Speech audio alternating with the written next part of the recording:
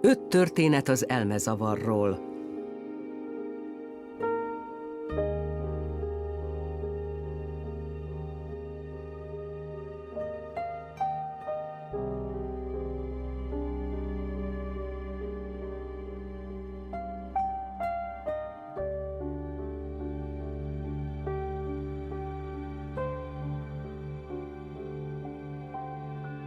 Lucy. Írta Deirdre O'Connor. Rendezte Bryce Dallas Howard.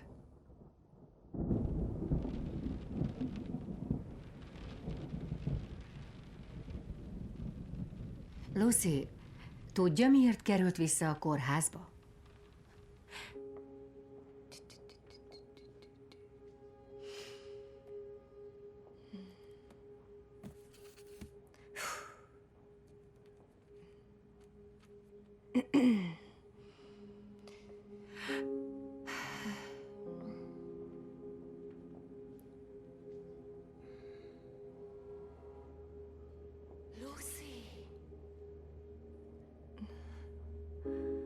Semmi baj. Semmi baj.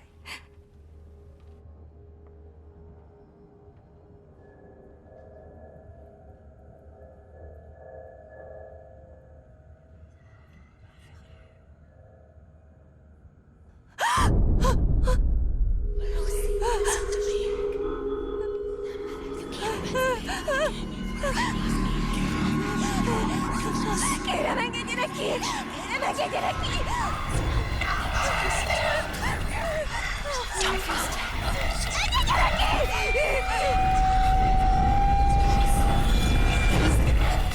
Mit tette?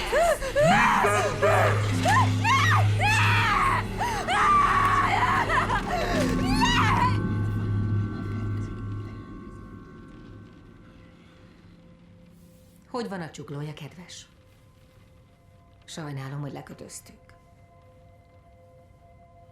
Lucy, megint volt egy skizofrén rohama. Most azon vagyunk, hogy jobban legyen.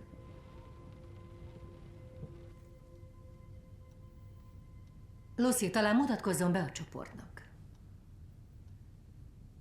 Üdv, Lucy vagyok. Mint hallották, jogi egyetemre járok. Illetve csak jártam. Skizó a csaj. Láttam, amikor behozták, teljesen lekötözve üvöltözött. Csúcs! Miért? Megharaptál egy zsarut? Bruce!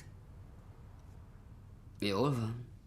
Mintha nem lenne már így is elég egy budjant, egy szitaagyú, meg ő felsége. Most még egy skizóval is bővül a csapat. Ez itt nem egy üdülő. Nyilván te sem napozni jöttél. Nem, én megpróbáltam.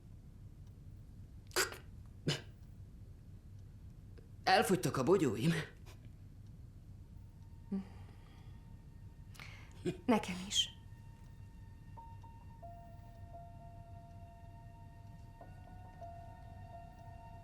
Lucy, mit gondol? Mi késztette erre a döntésre? Én...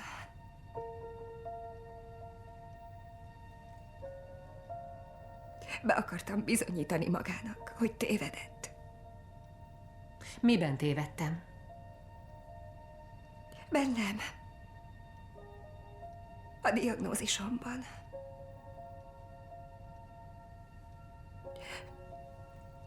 Pedig... nem.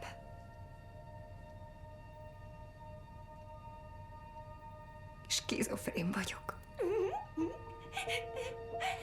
Hallak? Hallak? Tudom. Ló, szó. Joe. Tó. Ló. Hallak.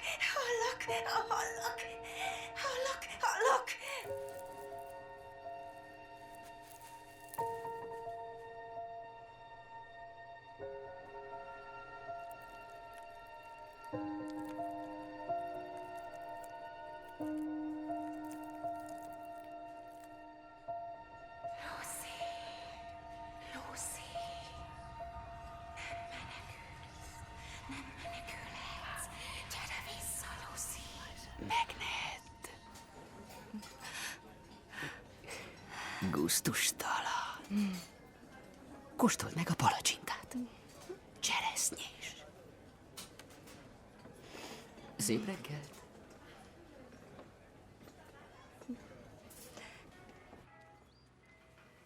Üdv az óvodában.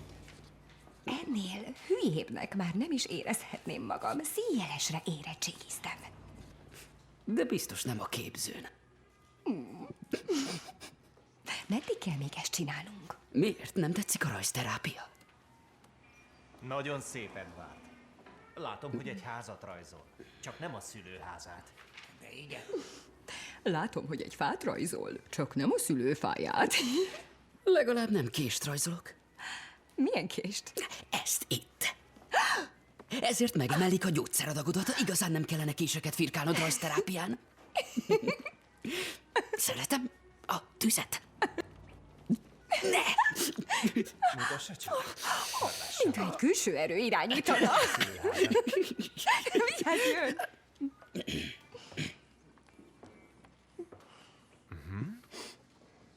Szép munka.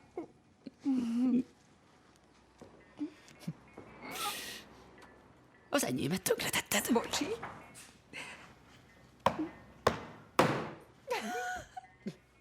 A kishúgom 8 évesen kapott egy vakbélgyulladást. Ezért kórházban volt kb. Egy hétig. És nagyon-nagyon félt mindentől. Az orvosoktól, a tűtől, azoktól a fura alakú műanyag ágytálaktól, amikbe pisilnie kellett. Igen.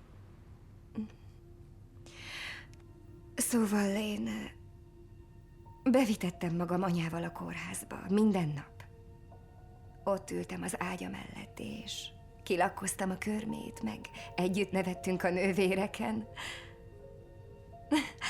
Én nem tartottam ezt olyan különlegesen nagy cselekedetnek. Tudják, számomra ez természetes volt, hiszen ő is megtenné értem. De az a helyzet, hogy ő nem jött el meglátogatni. Egyszer sem. Én örülök, hogy nem jönnek. Nem akarom, hogy ide bent lássanak. Csak elszomorít. Ez minden. És végezetül hadd említsem meg, hogy ez Bruce utolsó foglalkozása. Holnap itt hagy minket. Bruce, minden jót kívánunk.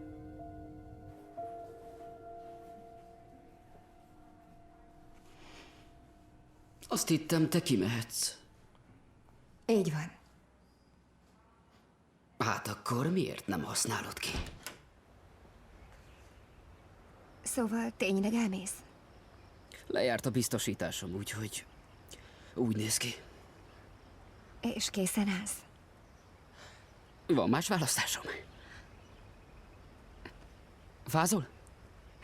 Ó, egy kicsit. Kösz. Istenem, ez annyira normális.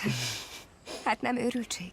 Az őrültség, hogy azt hiszed, a könyvtárban kísértetek járnak, de ez nem az.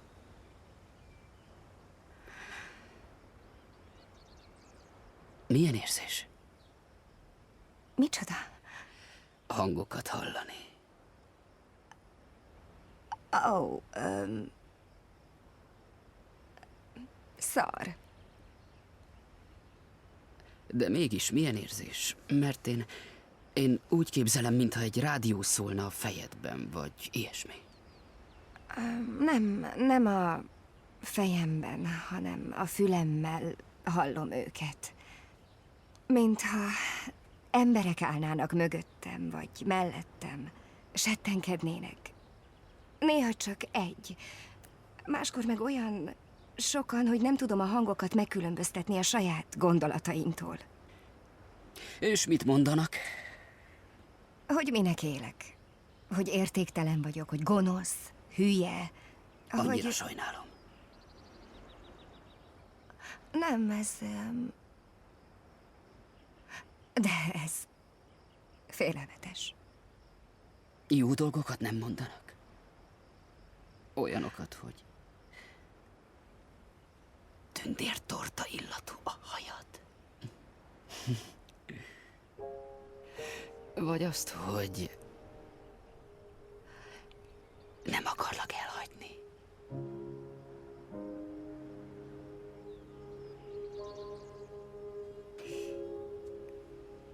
Nem, ezt sosem mondják. Akkor ezek a hangok idióták.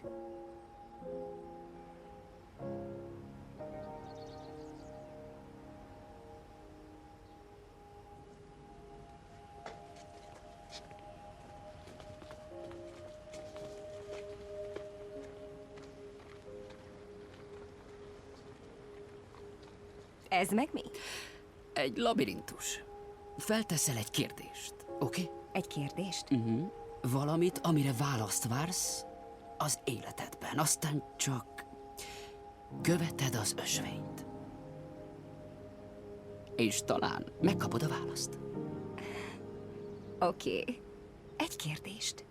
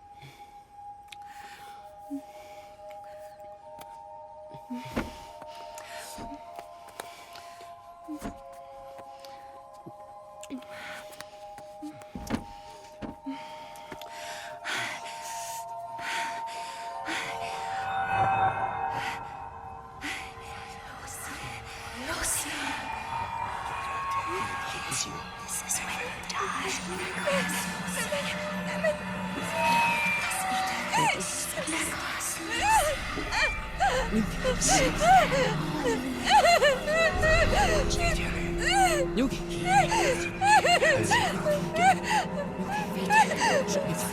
Semmi baj.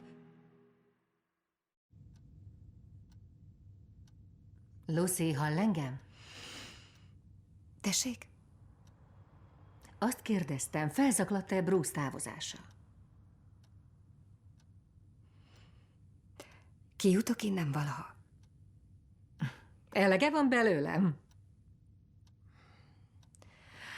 A menza kajából van nagyon elegem. Egyszer majd elmegy, hát persze. De a kezelést folytathatjuk. Szeretnék része maradni az életének. Nincs életem. Lucy. Nem értett meg. Tudom jól, hogyan kellene élnem. Tudom, hogy egyetemre kellene járnom, karriert építenem, és randiznom, meg szokatlan helyeken szexelnem, de én az ilyesmikre sose leszek képes. Hoztam valamit magának. Kártérítési jog. Kösz, ez vicces. Tudja, hogy elsősorban ez kergetett az őrületbe. Nem ez a könyv okozza a pszichózisát, és nem is a jogi egyetem.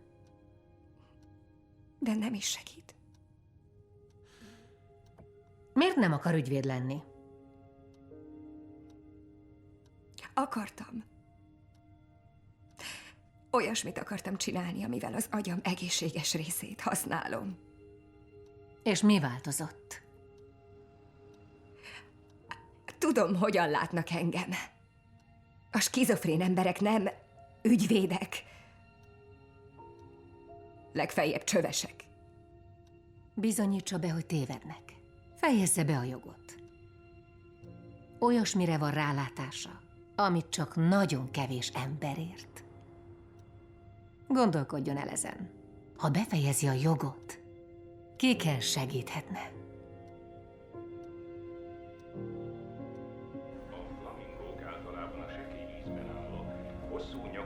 meghajlítva, csőrüket a vízbe merítve táplálkoznak. Cica. Miközben fejüket egyik oldalról a másikra Coca. forgatják, nagy nyelvű Kocapaca. Bice, bóca, kabóca, kanóca. Igen.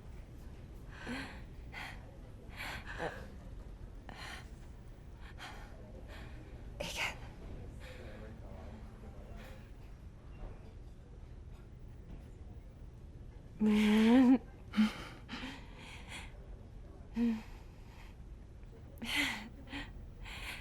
Szerencsés vagy.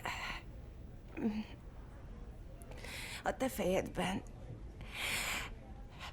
néha elhallgatnak. Hallgat? Zargat?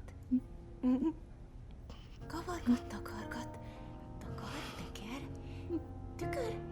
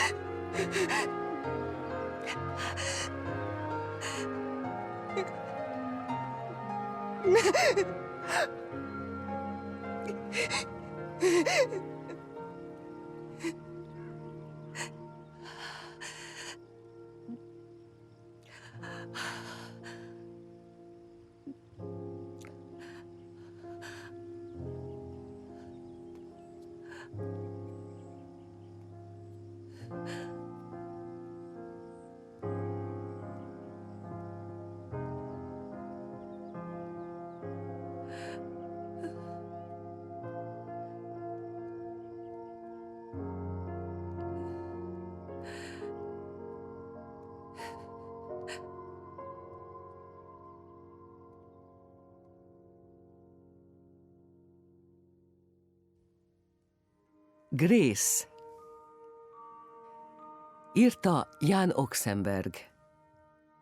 Rendezte Laura Dern.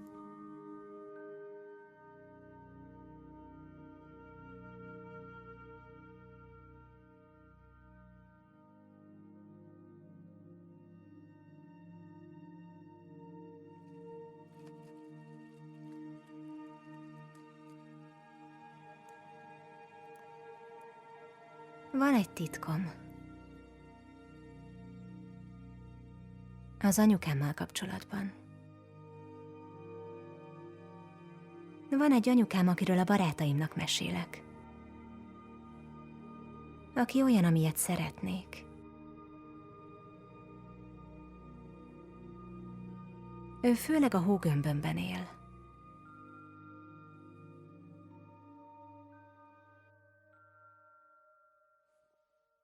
Aztán van a felpörgött anyám. Látja, miről beszélek? Látott már ilyen cukit, mint ez itt? Valaha? Bill! Hát nem az én Grace-em a legédesebb kislányét, az összes kislány közül, aki ide jár. Az én Grace-em a legcukibb, igaz? Ó, Istenem, hát nem csodálatos? $2,99 az öblítő, ez aztán az alkalmi vétel. Ide nézzen, drága, $2,99 az öblítő, vigye. $2,99 az öblítő, ki kér öblítőt? Halihó, öblítőt tessék, repül, ez az, a magáé. Ezt elpasszoltam. Mi a baj? Semmi baj, kicsim, $2,99. Anya, hagyd abba. Ó, édes kisbabám, te vagy a legjobb, legédesebb kislányom földön. Ő a legeslegjobb. A legeslegjobb kislány a széles a világon. A legszebb, legokosabb, legcsikosabb, legügyesebb. Imádlak. Mennyit? Mennyit adnának értem? Nem, csak viccelek. Tessék egy kis öblítő. Igen, bizony. Én is viszek haza párat. Drágaságom, mi az? Nézzenek oda. Gyere szépen. Gyere. Nem tudom, de tökre megijedtem. Rángott a lábam, remegtem és rugdostam a lábammal. Ó, ez undorító, ne is beszéljünk róla. Szerinted anyukád most is megengedi, hogy egész éjjel fent legyünk? Igen, és csinál...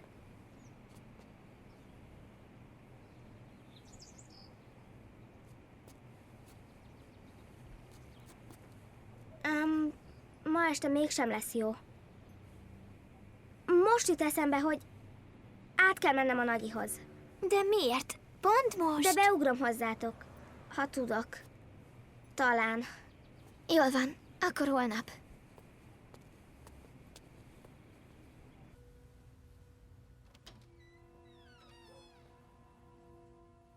És van a másik anyukám. Anya?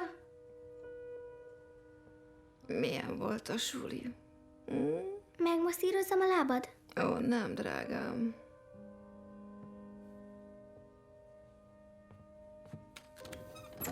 Jaj, nem, mit művelsz? Miért csinálod ezt? Azt akarod, hogy meglássanak a szomszédok, Nem, igen? nem. Ha meglátnak, el fognak vitetni. Bocsánat, anyuci, becsukom.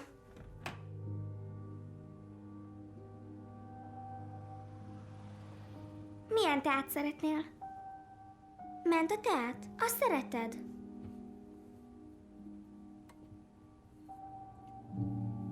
Bármit megtettem volna, hogy felhívjam magamra a figyelmét.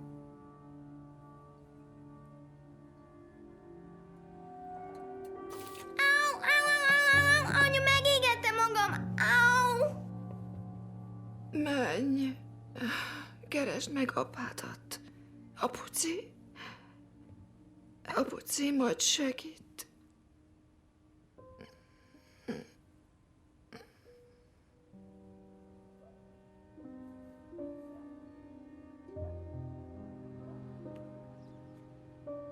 Az én két anyukámnak tulajdonképpen egy nevet adtak.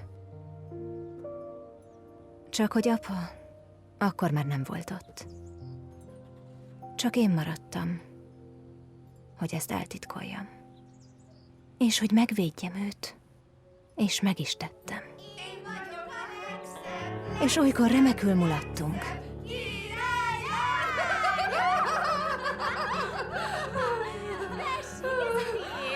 Kicsikém, köszönöm, drágaságom, te vagy az én kincsem.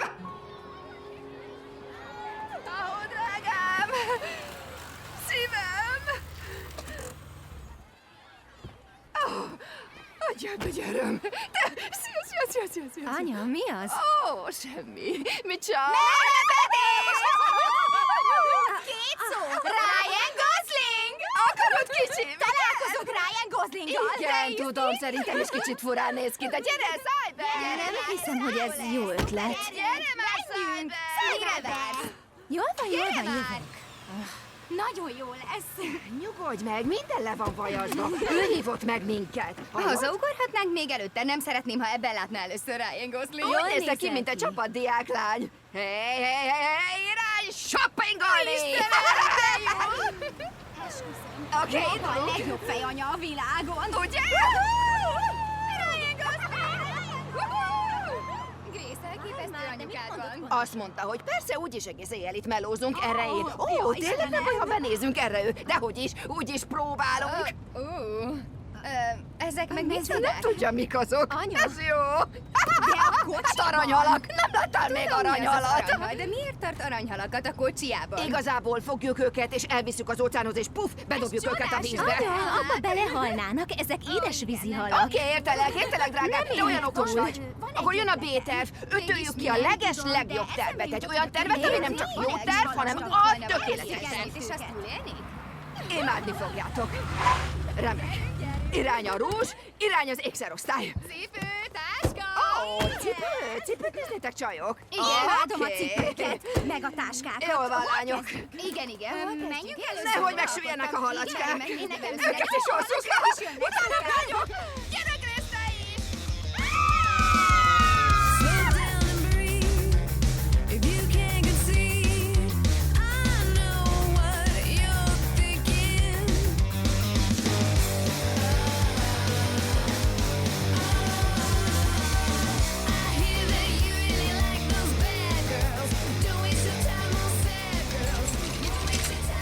Grace!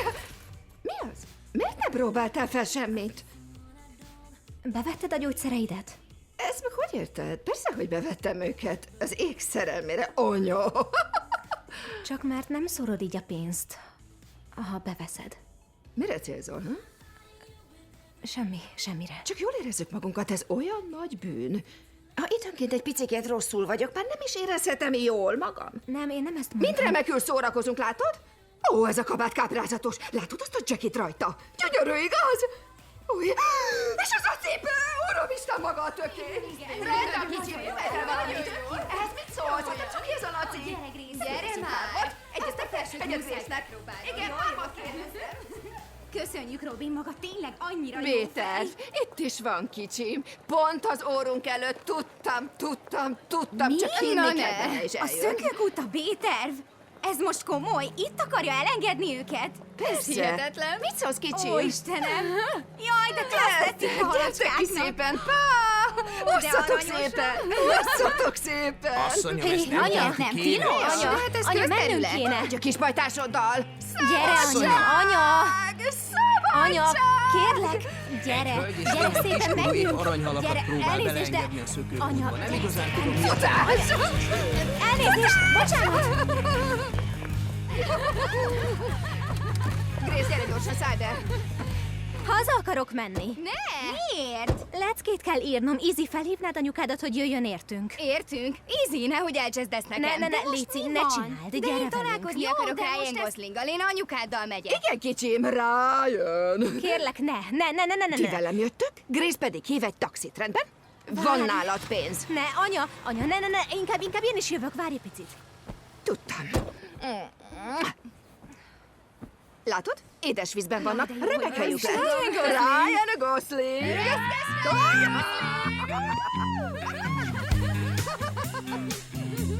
Milyen képet vágott már az a biztos. Nagyon moris volt. Istenem. volt. És tényleg köszönjük a ruhát. Igen, Nagyon köszönjük. kényes Már nincs mit. Anya, hazamehetnénk már végre. Te nem vagy muris. Ezért vagy te a kijelölt sofőr. Te megbízható vagy. Ez vicces, nagyon vicces. Nem úgy, mint mi. Mi nem vagyunk azok. Néha legalább az vagy. Hova fogtok járni jövőre, lányok? Melyik főiskolára jelentkeztek? A Kalárcra. Igen, Én meg a UCSB-re. Hallott? Mindkettő helyi suli. Ó, Istenem, ez meg tudjátok, hova akar menni? Valami litván egyetemre. Még nem is tudom, hová felvételizem. Valahol a keleti parton, nem? Igen, de a keleti part az nincs olyan messze. Ja, persze, nincs messze. Akkor mi van messze? Foglak a litvánok. Hé, srácok, meglátogatjuk Ryan Goslingot is. Kedvetek velünk tartani, á? Most mit röhögtök? Halál komolyan mondom, vagy túlmenő csávok vagytok hozzá? Vagy túl öregek, hogy érdekeljen Ryan Gosling? Mi vagyunk túl öregek, mi? Megmutassam ki az öreg szívem. Olyan vénnek látszom, á? Jó pasi.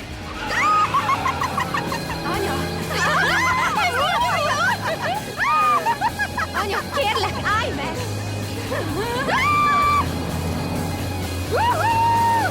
Anya, lassíts! Megáll meg! Anya! Jól van, most már lassíthat! Álljon meg! Robin, álljon meg! Lassítsatok, hogy álljon meg! Robin, álljon meg! Álljon meg! Robin, lassítson, kérem! Már értem, miért csinálják ezt a kutyát! Anya! Álljon vissza! Anya, mit csinálsz? Gyere vissza! Ó, Istenem! Olyan gyönyörű! Ez nem vicces, ez rémisztő volt, ez nagyon rémisztő volt. Mennyi fa! Anya, hagyd Kicsi fák! Gyere, másszuk fára! Anya, létszi, gyere értünk. Itt vagyunk a pláza melletti parkban. Nem, csak én és Izzy.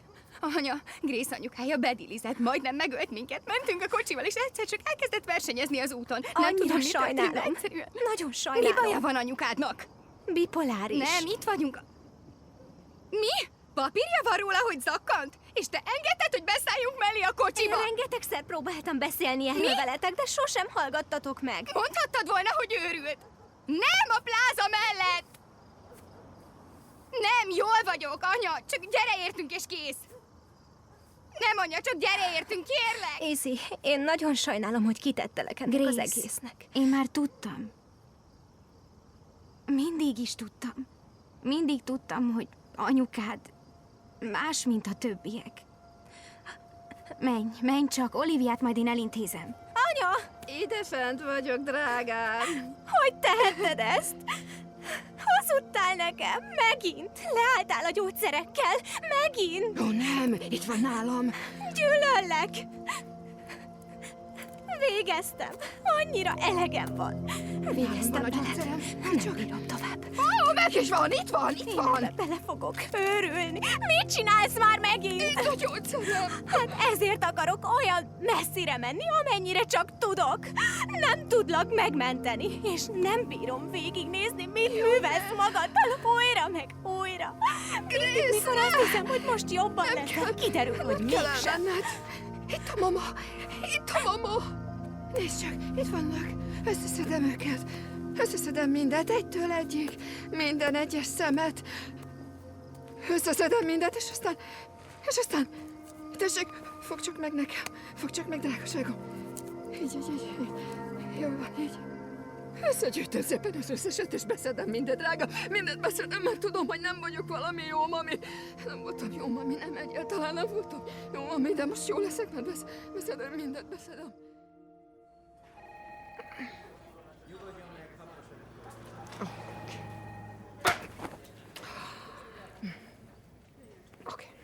Oké.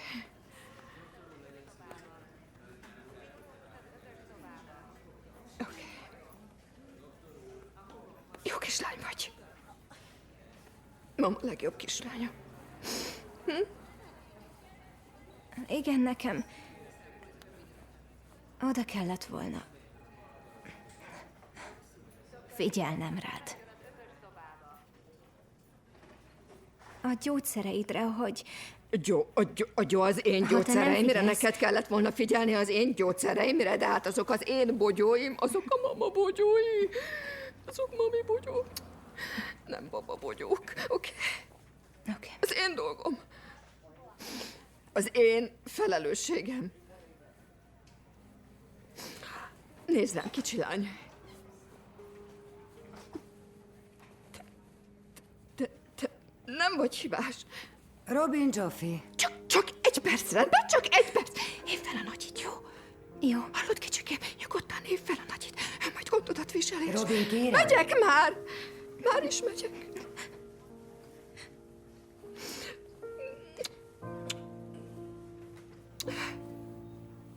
Hívd fel a nagyit, jó? Jó. Fel kell hívnod a nagyit, ő majd Robin. gondodat viseli, és én megjövök.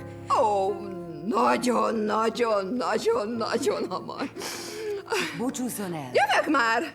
Jöjjön. Jövök. Mit van úgy oda? Jövök, nyugi már.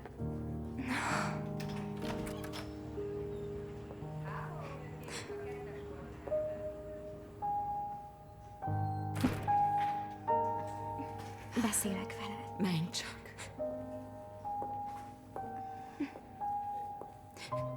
Jól vagy? Nem. Bocsánat. Ne kérj bocsánatot. Ó, kicsim, figyelj csak, otthon 5 aranyhal úszkál a WC csészében. Jól van, már itt vagyok, ragyogok.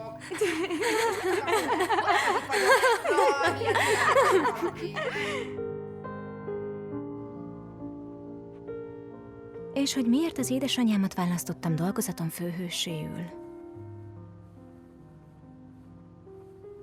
Mert minden nap megvívja a maga csatáját.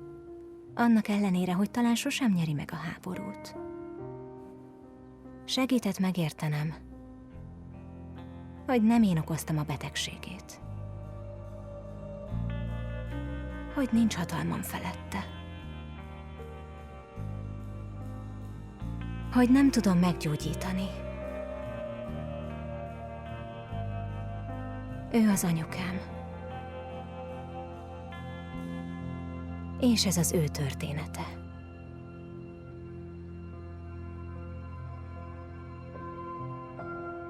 És most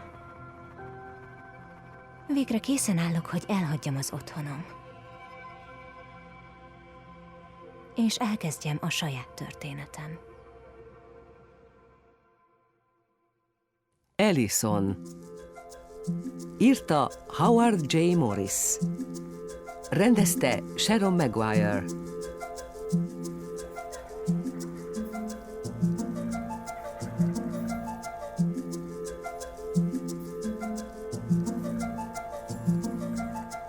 Look at that girl, she's lighting up the world. She'll be a hologram to earn their love. People wait in line to see the way she shines. If she wasn't perfect, would it be enough? Now the sky's on fire. I've lived my whole life walking on a wire. My heart's on Ellison, Bocsi, tessék. álljunk meg venni valamit anyukádnak. Aj, ne csináld már, őt nem érdekli az ilyesmi. Alig várja, hogy megismerjen téged. Jól van, de nálunk nem szokás üres kézzel beállítani valahová. Különösen nem, ha először mész a barátnőd szüleihez. Hidd el, mindketten imádni fognak. Nem. Hé! Oké, jól van, csak érjünk oda egy darabban.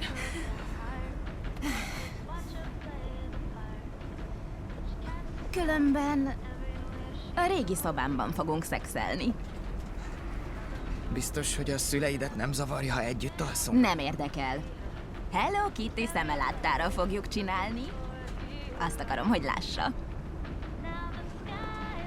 Oké.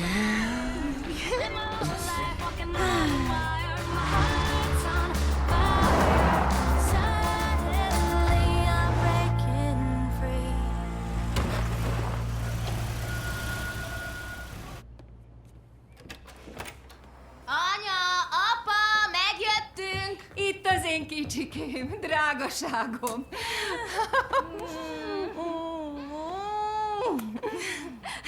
Ejha, a mindenit. Látom, az óriás pulcsi stílus már a múlté. Anya, bemutatom Luke-ot. Luke, nagyon örülök, hogy megismerhetem. Nagyon örülök, asszonyom. Asszonyom? Mrs. Claire.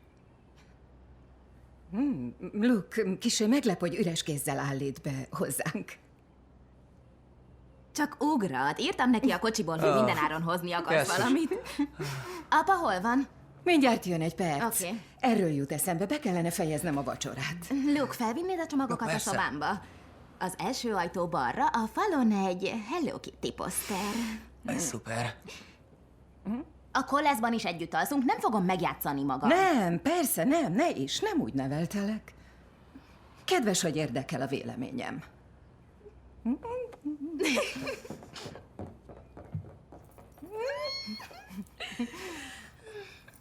Na, mit szólsz? Azt, hogy nagyon helyes. Az, ugye? És cuki is. Imádni való. Kicsim, ideadnád a húshőmérőt? Az idejét sem tudom, mikor sütöttem utoljára csirkét. Nem úgy tűnik, mint ami kész van. Hát, nincs Is van? Aj, feljebb kellene tenni a sütőt.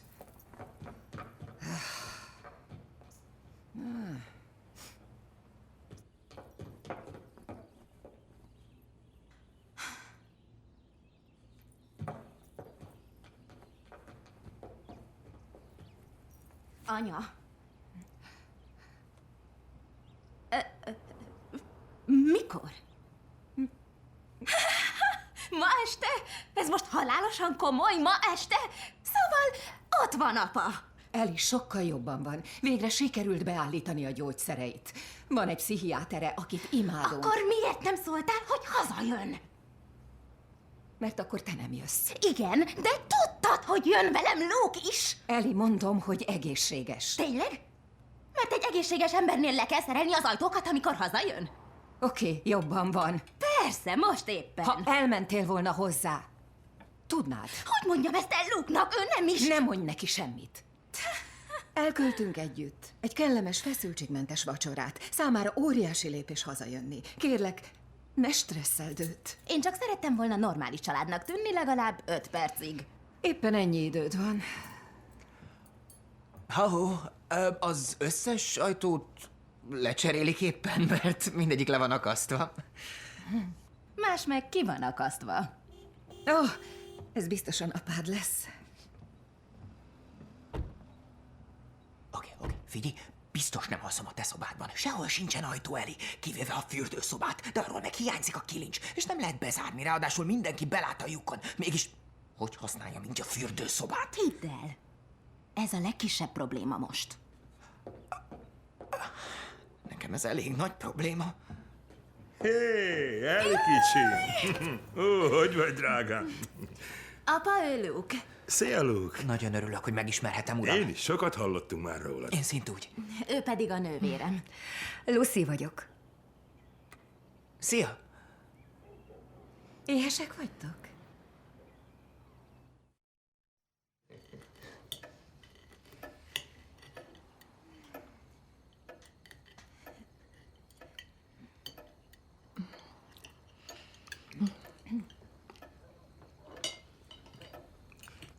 Luke, talán nem ízlik az étel? De, nagyon finom. Jesszus, majd őrtállok az ajtónál, csak egyél már. Szóval, miért is nincsenek ajtók?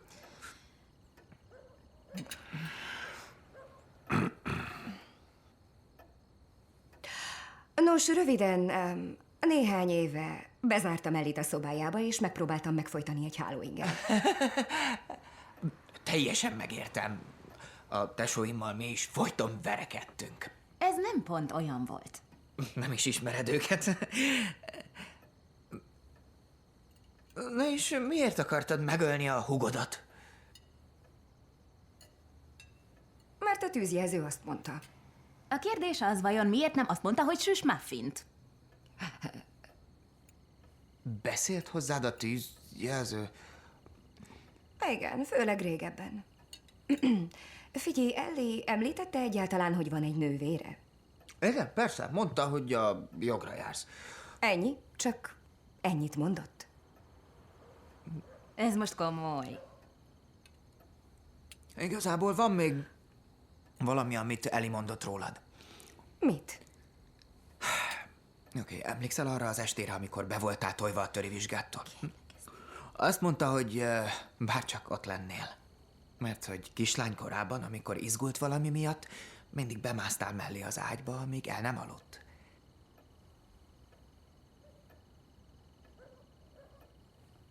Igen, ez még azelőtt volt, hogy ő lett a második bostoni folytogató. Ellie. Szóval, ezek szerint nem tudsz róla, hogy én egy komplett őrült vagyok. Most már tudja. Nem vagy komplett őrült, csak voltál komplett őrült. Miért nem mondtad el neki? Dicsérjünk, emberek, dicsérjünk. Forduljunk a másikkal szembe, és kedveskedjünk neki egy dicsérettel. Hugh, te kezded. Ó, oké. Luke, piszak jó ez az ing rajtad. Köszönöm, Nincs mit. de én egy kicsit leragadtam ennél a folytogatósdinál. Igen, én is.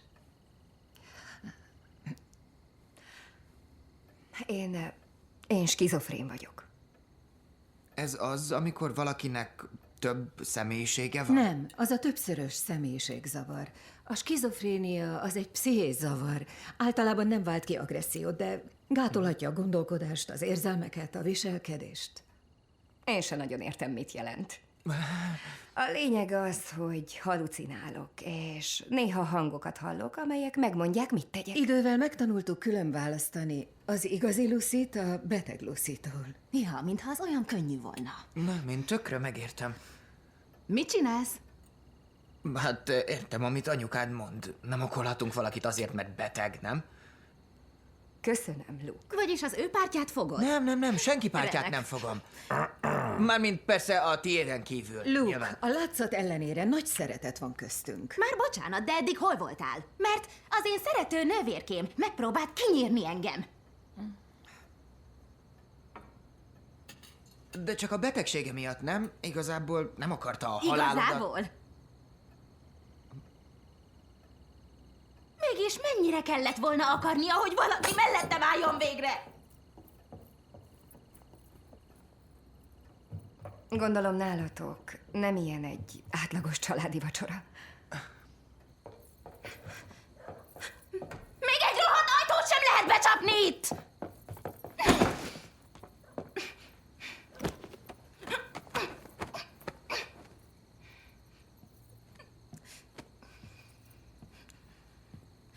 Figyelj, Ellie, én csak próbáltam megérteni a nővéredet. Igen, ahogy mindenki más is ezt próbálja folyton, de hidd el nekem, még soha senkinek sem sikerült. Azt reméltem, hogy te leszel az, aki végre engem akar megérteni. Ezt most ti is halljátok, ugye? Igen, szívem. Akkor jó. Nincs ajtó, gyerekek! Gőzött sincs róla, hogy milyen egy ilyen házban felnőni. Nem is mondtam, hogy Tudod, miért van az a poszter még mindig a falon? Mert az életem megállt 12 éves koromban, és nem is indult újra csak 1 évvel ezelőtt. Attól fogva, hogy Lucy megbetegedett, minden csak róla szólt. Ajtó! És tudod, mi a vicces? Hogy azelőtt is róla szólt. Ő volt az okos, ő volt a szép, ő volt a család sztárja, csak hogy neki még ez sem volt elég. Még meg is kellett betegednie. És onnantól fogva az életünk minden egyes perce csak róla szólt. Minden más? Ezt nem bírom tovább hallgatni, felmegyek. Anya, ne, hallani akarom. Hallani akarom a kendőzetlen igazságot. Én jobban szeretem egy kicsit kendőzve. Akarod tudni, milyen az, amikor elhalasztják a szülinapodat, mert a nővéred szerint óriás patkányok rohangálnak a házban? Vagy amikor a szüleid annyira szét vannak zuhanva, hogy alig bírják végigcsinálni a napot, nemhogy még elmenjenek megnézni a hülye foci meccsedet. Mert ha Lucy-nak rossz napja volt, anya ki sem kelt az ágyból a rákövetkezendő 2 napban vagy 1 hétben, attól függően, hogy mennyire volt rosszul. Nagyon sajnálom, hogy ezt át kellett élned. Bárcsak elmondtad volna. Az első randinkon? Vagy a másodikon? Vagy amikor először akasztottál be hátulról? Ez most akkor azt jelenti? Nem úgy értette. Nem úgy. Vagy mondtam volna el aznap a People Parkban, amikor láttuk azt a hajléktalan nőt, amint egy szemetessel vitatkozik, és te azt mondtad nekem, hogy szeretnél bemutatni az anyukádnak? És nevettünk rajta, mert vicces volt, csak hogy az a nő a nővérem is lehetett volna. Ja, most szarul érzed magad. Mi? Hát üdvözöllek a világomban. Tudod, milyen az igazi bűntudat? Amikor a nővérem végre bekerült a kórházba. Rettegtem, hogy hazajön. Fellélegeztem, amikor elment, és végre... boldogok voltunk. Végre megint olyanok voltunk, mint egy család. Lucy, ez nem igaz. Semmi baj. Várj kicsit. Semmi baj.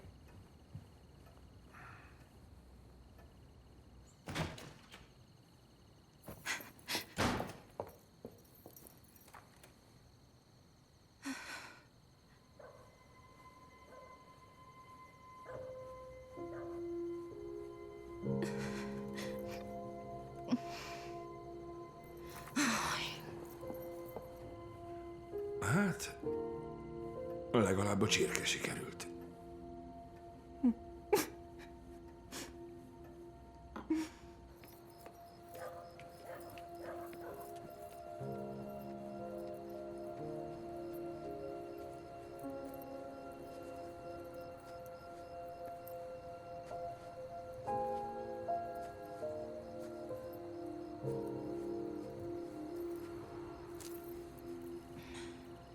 Sajnálom, hogy hallottad.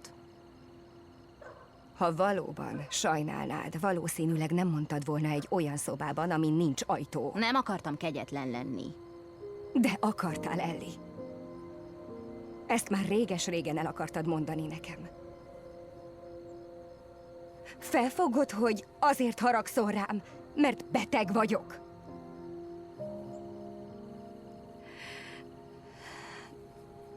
Mondjuk nem tudom, miért vagyok meglepve. Ez gyakori téma a csoportban. Látod? Amit én érzek, az nem jogos. Mert te vagy a beteg.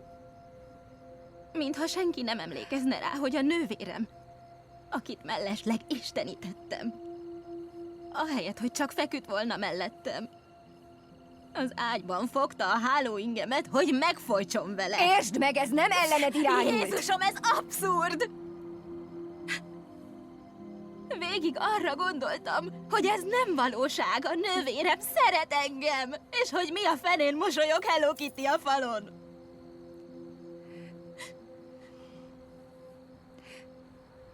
Ezért nem látogattál meg soha? Nem. Az a hely a frászt hozza rád. Persze, hogy a frászt hozza rád, mint mindenki másra, hiszen egy dili ház. Megijeszt, hogy így kell látnom téged. Ellie, Szükségem van a hugomra, hogy mellettem legyen, hogy tudjam, nem csak egy káprázat vagy a fejemben, hogy a hangod valóságos, hogy létezik. Én félek. Meddig akarsz még félni tőlem? Lucy, én nem tőled félek, hanem hogy olyan leszek, mint te.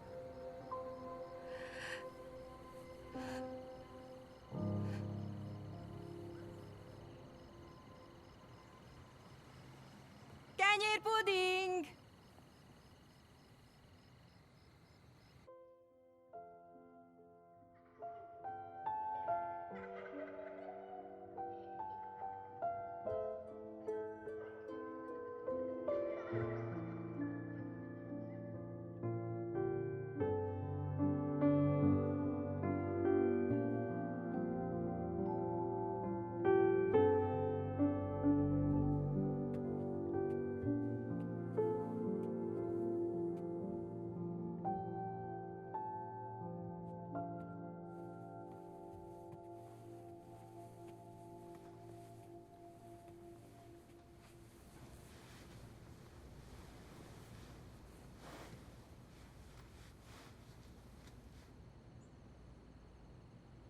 Azon a meleg Kolumbusz napi hétvégén apa kint grillezett a kertben, amikor telefonált az a nő.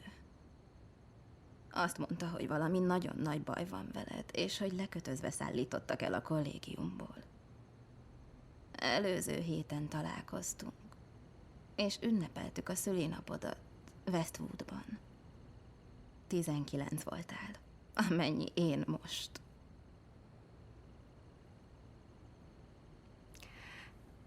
Amikor az előbb mondtad Luke-nak, hogy mindig én voltam a szebb, az okosabb, a család sztárja. Kihagytad, hogy a cicim is nekem jobb. Neked nem is jobb a cicid. Jól van, a cicin lehet vitatkozni. De a többiben igazad van. Szebb vagyok nálad. És okosabb is vagyok. És szerényebb is, úgy tűnik. De tudod mit, Ellie? Mit? Az őrültebb is mindig én leszek.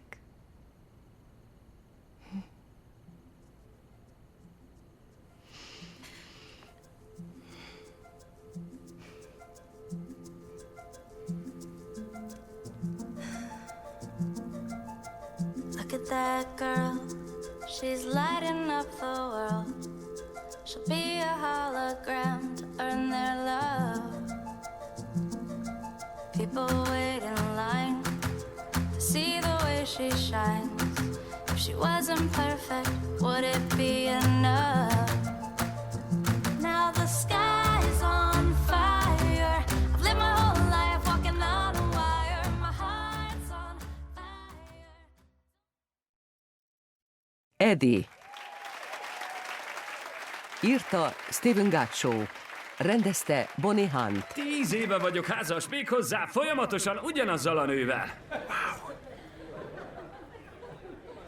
Hát igen, persze, mostanra a szex olyan akár a bowling. Igen, a bowling. Utána azt mondjuk, de jó volt, remek volt, bár gyakrabban csinálnánk. A nejem csodálatos asszony, halálosan szeretem. De mint a legtöbb nő, imád az érzéseiről beszélni. Kérdezhetek a párjától? Persze. Szeret az érzéseiről beszélni? Igen, határozottan. Na, kérdezze meg a kleptót, kérje a tárcáját. Igen, persze, hogy. Szóval szeret az érzéseiről beszélni, pedig ő csak bowlingozna.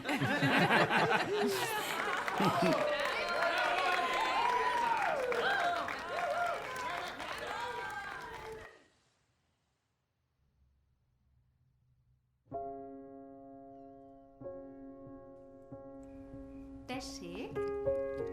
Kérsz még? Na, Fincsi?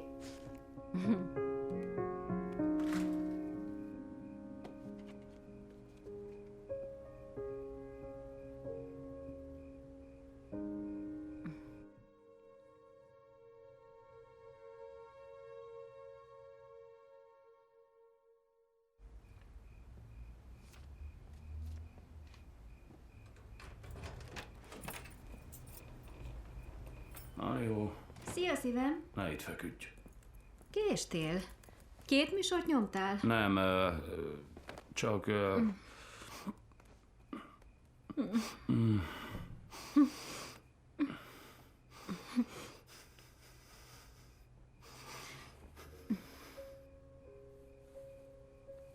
Csak maradtam még dumálni a srácokkal. Biztos majd éhen halsz. Kéred a maradék szendvicsemet?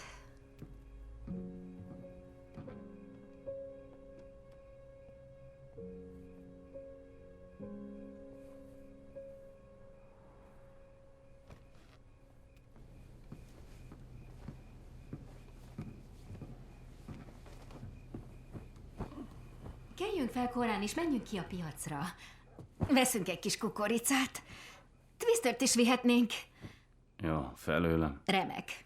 Mert az alszom egész nap, amíg be nem megyek melózni figura, nem működik a szabad napomon.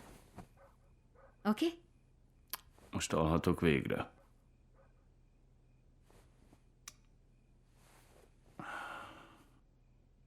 Drágám. Tessék. Jól vagy? Igen. Csak fáradtam. Oké. Okay.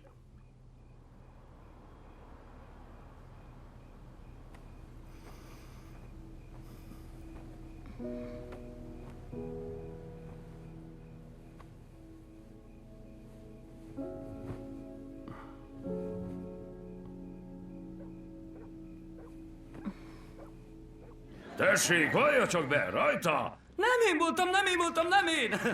Mert joga van hallgatni, ez buta törvény.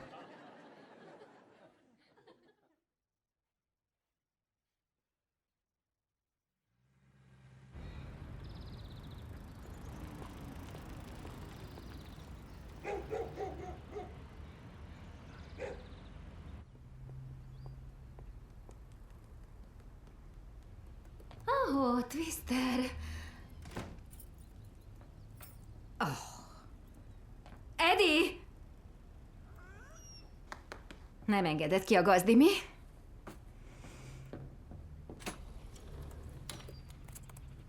Jó fiú.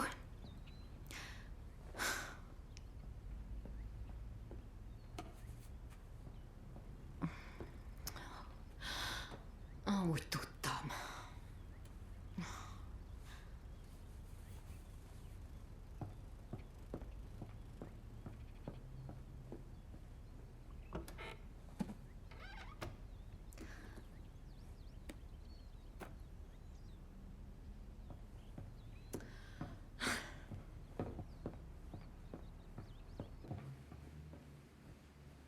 Ed! Jesszus, mindjárt 2 óra, ez komoly? Meg se etetted és ki sem engedted a kutyát. Összepisít mindent. Hány óra van? Mindjárt 2. Nem érdekel, ha te nem eszel, de a kutyának ennie kell. Ó, oké. Gyerünk, kelj fel! Zuhanyozz le! Mindjárt itt lesznek. Letakarítottad a grillrácsot? Ezt nem lehet csak úgy itthon kettesben, nélkülük. Mármint úgy, hogy én mindenfélét csinálok, amíg te alszol. Ezt hagyjuk máskorra. Kelj fel!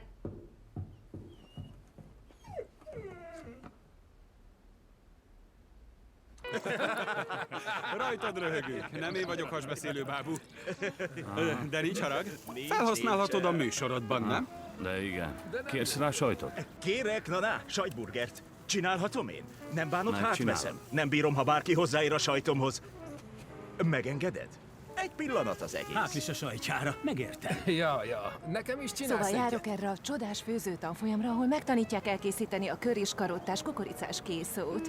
Olyasmi, mint egy mártás, karácsonyi kaja és isteni a salátákhoz. A K-betű szponzorálja őket. Annyira örülök, hogy itt vagytok, csajok. Köszönjük, hogy meghívtatok. Hiányoztál. Hát tudod, Eddie folyton úton van. Tudod? Folyton úton van. Igen. És akkor azt mondja a törpe, ezért lettem állatpreparátor. Mi ebben a poén? Nem érted? Hagyjuk. Pedig nem szerintem érted a vicces viccet. volt. Nem is. Ezt nem értem. Mi? Mi az? Nekem is nehezen esett le. Lágra kap az egész! Várj, elintézem, bízd csak ide. Most meg hová megy? Fingom sincs. Gondolom Slózira. Biztosan jó ötlet, hogy te vetted át a sütést. Miért? Mi a gond? Mégis mi folyik itt? Semmi. Máskor is volt már ilyen. Megoldjuk. Mindenki elment. Igen, mindenki. Nagyon sajnálom. Beszélnünk kell. Mit mond Dr. Beckett? Hogy fergeteges vagyok. A hete fénypontja a csütörtök 4 óra. Neki kéne fizetnie. Jól van, figyelj! Ne! Csak kérlek. Kérlek, csak...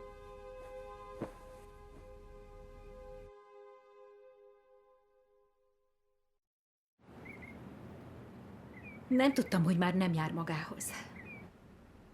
Nagyon félek. És össze vagyok zavarodva. Edinek mindene megvan. Szeretik őt. Julia, a depressziónak nincs konkrét oka, semmi köze ahhoz, hogy mit tett vagy mit nem tett. Eddie nem választotta, hogy így érezzen. Tudom.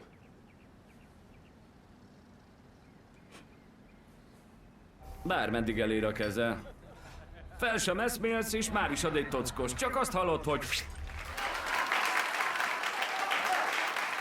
Ernest Hemingway szétlőtte a fejét egy puskával. Persze nem biztos, mert nem hagyott hátra a levelet. A neje szerint csak a fegyverét tisztította. Ezek szerint igen házias lehetett. Julia! Szia! Hogy vagy? 1000 éve. Ha felakasztotta volna magát, akkor csak a kötelet tisztította volna. Hogy megy? Jól. De lássuk Mindig be, jól ennyi megy. elismerés után egy Pulitzer-díj. Na meg egy irodalmi Nobel-díj után nagy felelősség ám egy búcsúlevél, amit tutira mindenki elolvas. Olyan sötét. Mintha nem is ő volna. A sötét jó, a sötét az új fekete. Nézd meg Louis C.K.-t. Saját súlya van, ő aztán sötét. Én pontosan tudnám, hogyan öljem meg magam. Én kíméletesen tenném. Egy jó marék gyógyszerbe az ágyikóba, talán egy kis enya.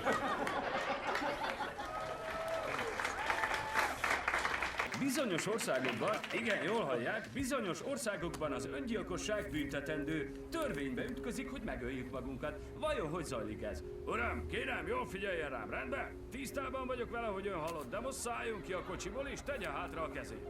Értem én? Szóval keménykedni akar. Jó van, én akár egész éjjel ráérek. Létezik vicces módja az öngyilkosságnak. Tűnhet, de le kell ön tartóztatnom. Joga van hallgatni. Halló? Jazzy, Julia vagyok. Próbálom elérni Edith. Az előbb még itt volt. Nem sokára ő következik. Csak kíváncsi voltam, hogy jól van-e. Igen, úgy tűnik. Üzenem, hogy hívjon fel utána. Oké.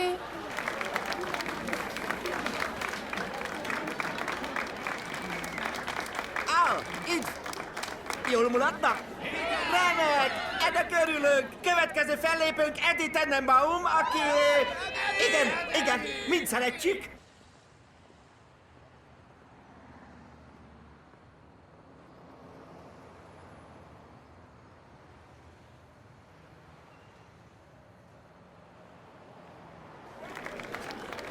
Igen, csak hogy Eddie még nem érkezett meg. Sajnálom, de nincs itt. Nem tudom, hol van. Úgy tűnik, sehol nem találjuk őt, de nincsen semmi baj. Biztosra veszem, hogy bármelyik pillanatban megérkezhet. Eddie, csak nem hátul bujkálsz, Eddie!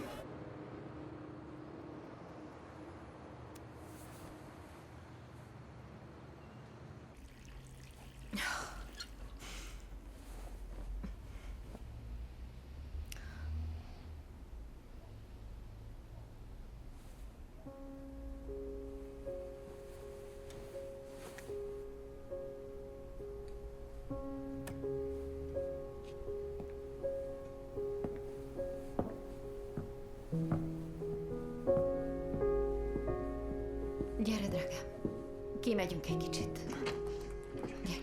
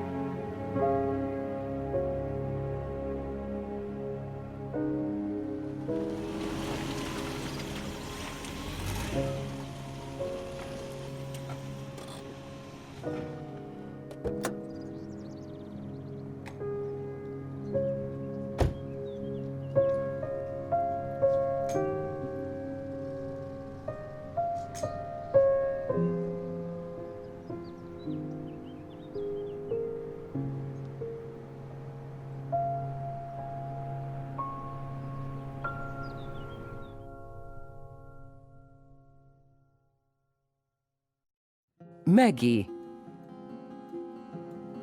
Írta Erin Cressida Wilson. Rendezte Ashley Judd.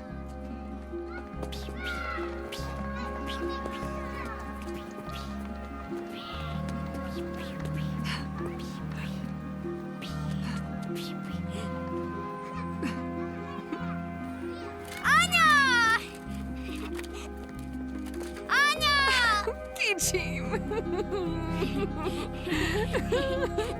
De megnőttél. Nagyon hiányoztál. Isten hozott itthon katona. Szia, apa! Gyertek, menjünk be.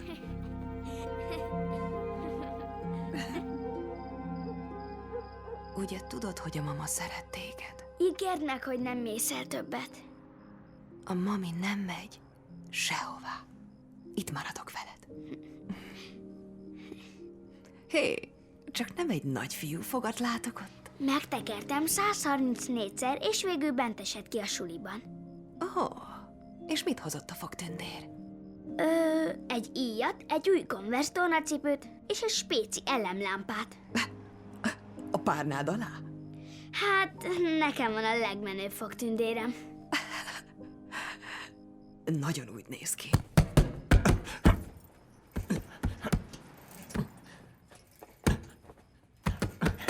Tölts magadnak! Hogy fér be ennyi minden a párnája alá? Ellestem pár trükköt az anyukáktól. Majd megtrépláztad. Hát igen, talán kicsit túlliegtem. Kikapcsolódásképpen holnap suli helyett elviszem Quint. A Douglas Parkba. Évek óta nem voltunk ott. Tudod, holnap... Egy emberem meghalt. Louis meghalt. Múlt hétfőn elveszítettük. Miről beszélsz? Te épp úton voltál, nem tudtalak elérni. Amikor elmentem, kórházban volt. Tudom. Leonard halott. Holnap temetik. Azt hittem túléli.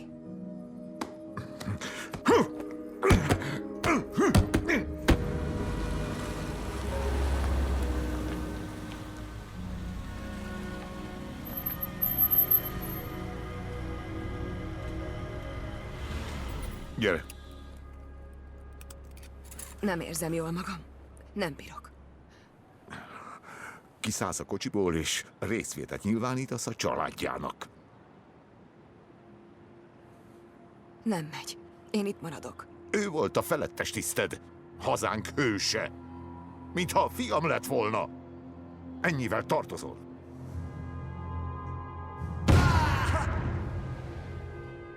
Kapsz 5 percet, hogy összeszed magad és kiszállj a kocsiból. Érted, te őrmester?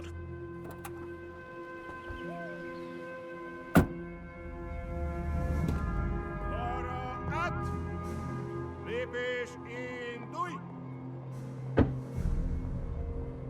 Az öcséd jó ember volt. Igen, az volt. Köszönöm, hogy eljöttetek. Nem bír kiszállni.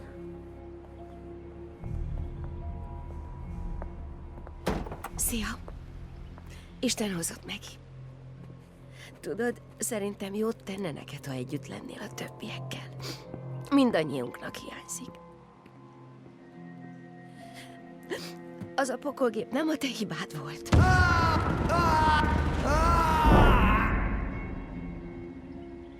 És az sem a te hibád, hogy te túlélted, ő pedig nem. Gyere. Szállj ki a kocsiból. Nem. Szállj ki a kocsiból. Nekünk is nehéz volt Vietnám után, de túljutottunk rajta. Gyere, Maggie! Gyere!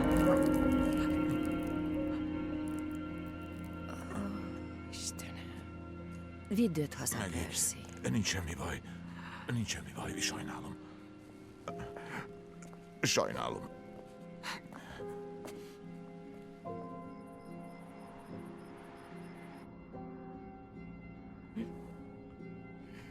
Gyerünk.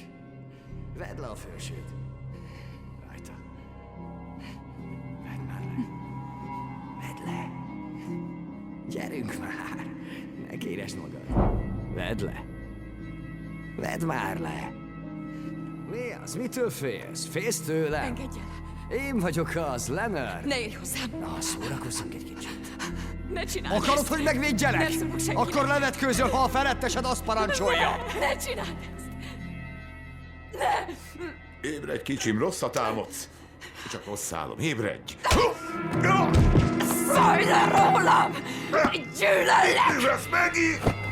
Szállj le rólam! Segítség! Szállj le rólam! Gyűlöllek! Ne érj hozzám, Leonard! Szállj le rólam! Nem merj hozzám érni, hallod? Quinn! Zárkózz a szobádba! Szabadj, fiam! Gyűlöllek, Leonard! Maggie! Gyűlöllek! 911, miben segíthetek?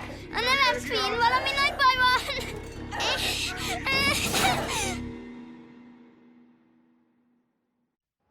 Hagyd abba!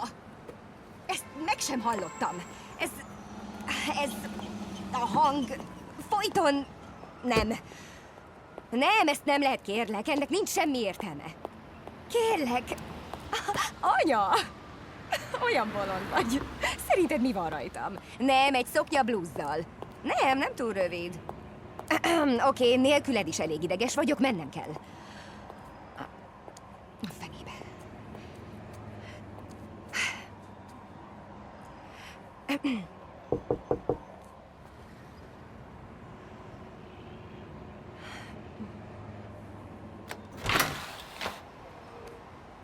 Jó reggelt, Lucy Miller vagyok.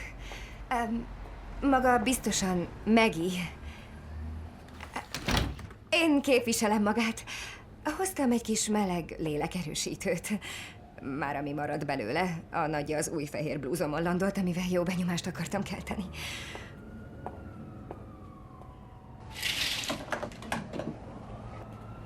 Leülhetek?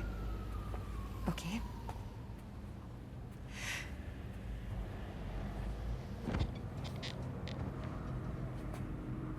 Ó! Bocs, a chips.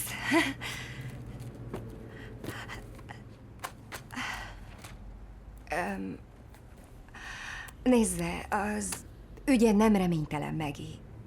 Nekem eléggé annak tűnik. Tudom, igen. És nem mondom, hogy könnyű lesz. Felvételük van a fia hangjáról a segélyhívón. Azt sem tudom, mi történt. Nem akartam megijeszteni. Én ezt az egészet nem akartam. Tudja, én is félek. Maga fél. Maga az első védencem. Ez bíztató. Önkéntes vagyok.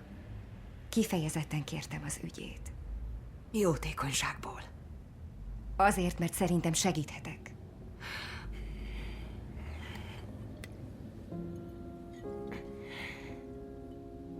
Ez nem segít visszaszerezni a fiát. Quinn, ugye? Ezzel nem kapja vissza. És ha így folytatja, nem egy, hanem 2 problémája lesz.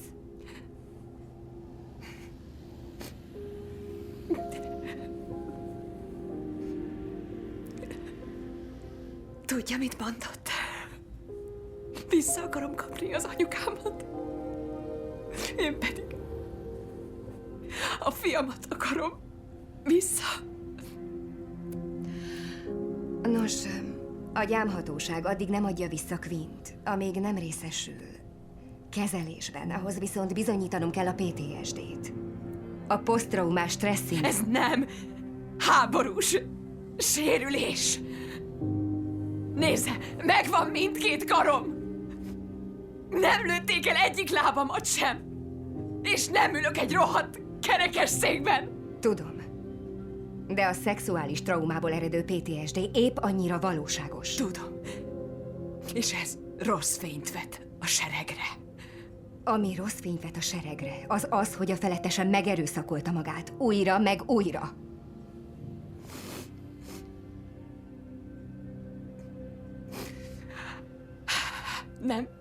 Nem akarom, hogy úgy nézzenek rám, mint egy őrültre. Meg tudja ezt érteni? Igen. Azt hiszem, némileg át tudom érezni. Vagyis azt hiszi, látta azt, amit én? Nem. De láttam pár szörnyűséget.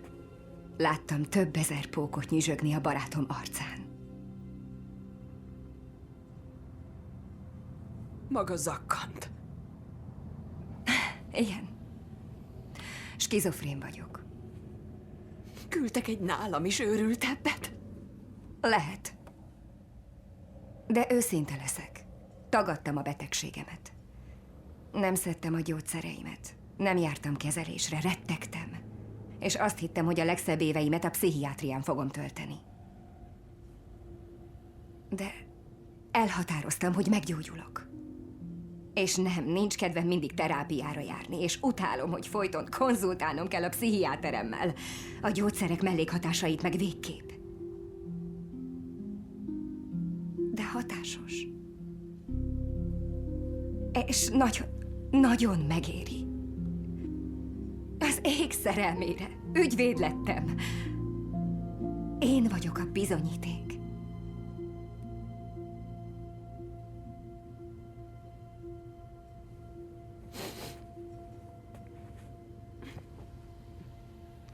Mire? Hogy mindig van remény.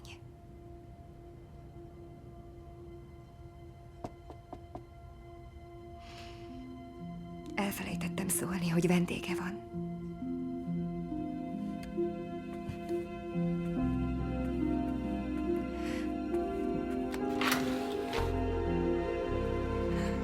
Kicsim.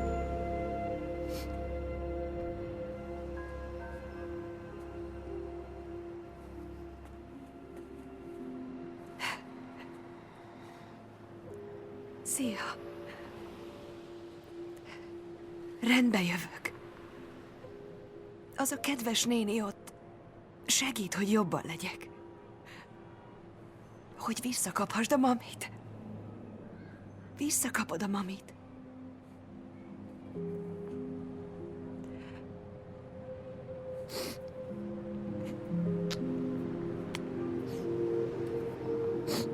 Tedd bele a zsebedbe és őrizd meg későbbre, jó? Jó? Hol a szociális munkás? Nem jöhet ide.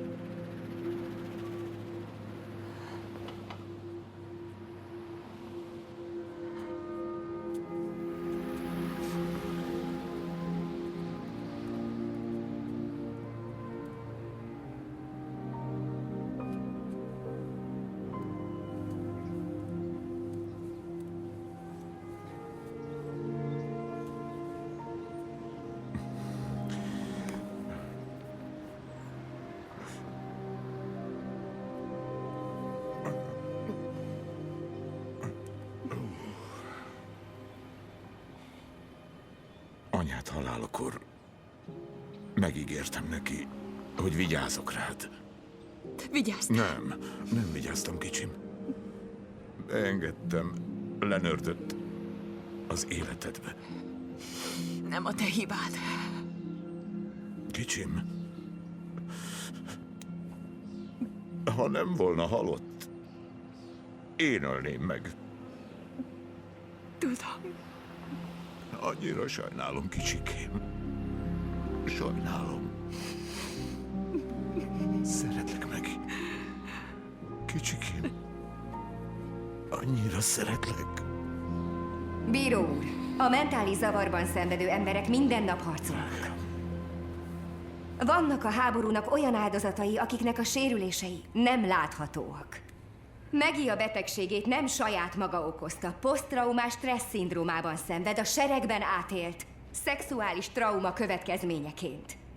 Megerőszakolták. Rendszeresen. lelki betegségben szenved. De ettől még ő nem lesz rossz ember. És főleg nem lesz rossz anya. Bíró úr, éppen elég nehéz a gyógyulás. Ám egyedül gyógyulni szinte lehetetlen. Meginek szüksége van a családjára, a fiára és önre, hogy higgyen benne. És aztán ki tudja, ő kinek fog tudni segíteni. Köszönöm.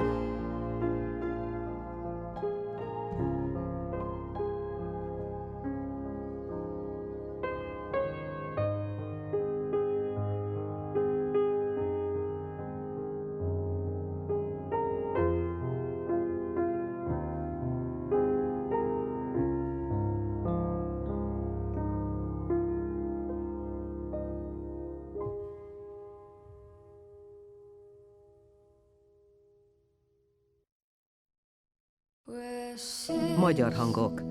Bogdányi Titanilla, Söptei Andrea, Lamboni Anna, Kardos Eszter, Pálmai Anna, Csifó Dorina, Gulás Fanni, Kovács Nóra, Götz Anna, Hamvas Dániel, Sarádi Zsolt, Előd Álmos, Vas Gábor, Barbinek Péter, Sági Tímea, Dolmány Attila, Gerő Bence, Vida Sára, Antal Olga, Cifra Krisztina, Gáspár Kata, Konc István, Vándor Éva, Hágen Imre, Hannus Zoltán, Imre István, Károlyi Lili, Petridis Krisztos.